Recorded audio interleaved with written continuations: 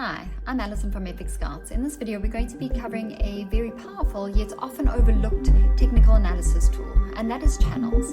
In this video, I'm going to be showing you how to identify channel patterns on a chart, how to identify where you should buy and sell using channels, and then where to set your take profit and stop loss levels. So to start off with, what is a channel? A channel is basically a pair of parallel lines drawn on a chart that encompasses all price action for a given period.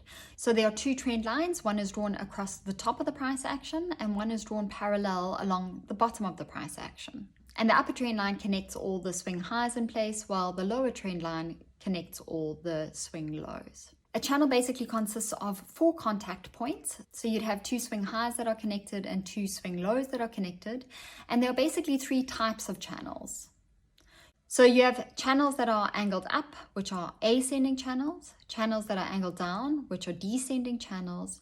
Channels in which the trend lines are horizontal are called horizontal channels, trading ranges, or rectangles. Ascending or descending channels are often known as trend channels because the price predominantly moves in one direction. In a channel, the top line represents the resistance, while the bottom line represents the support, and the price basically moves between resistance and support. So how do you draw a channel?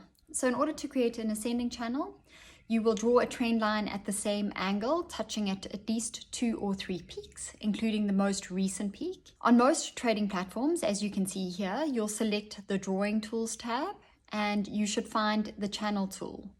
Once you click and drag the channel line to touch the peaks, you will adjust the parallel line below that to touch at least 2 ascending lows or troughs. To create a descending channel is a very similar process to the ascending channel, and you'll perform the same exercise. You will draw a trend line connecting the most recent trough to the other troughs and drag the top parallel line to connect the descending peaks. How do you use channels to produce buy and sell signals? Well, it's quite simple, but there are a few rules for entering long and short positions. When the price hits the top of the channel, sell your existing long position or take a short position. When the price is in the middle of the channel, do nothing if you have no trades or hold your current trades. And then when the price hits the bottom of the channel, cover your existing short position or take a long position. However, there are 2 exceptions to these rules. So if the price breaks through the top or the bottom of the channel, then the channel is no longer intact. Do not initiate any more trades until a new channel develops. And if the price drifts between the channels for a prolonged period of time, a new narrower channel may be established. At this point, enter or exit near the extremes of the narrower channel.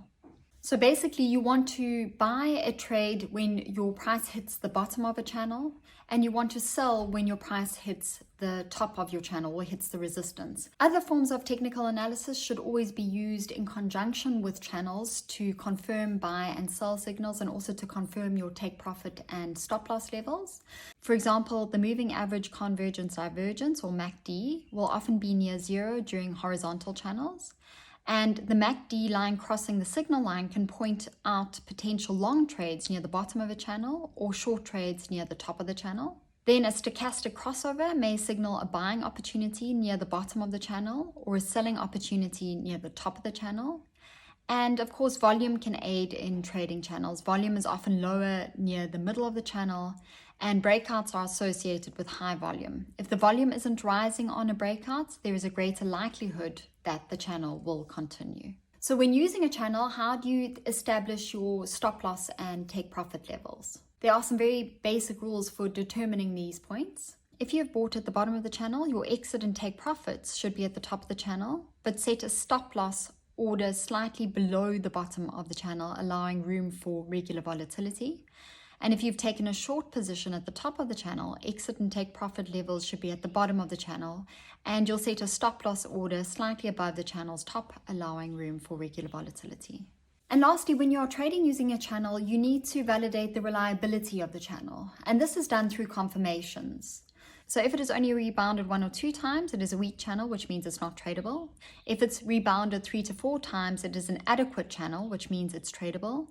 5 to 6 times is a strong channel, which is reliable. And 6 or more times is a very strong channel, which means it's more reliable. So in summary, channels are very reliable technical analysis tools, and they can be used to identify possible buy and sell signals. They're used to set your take profit and stop loss levels.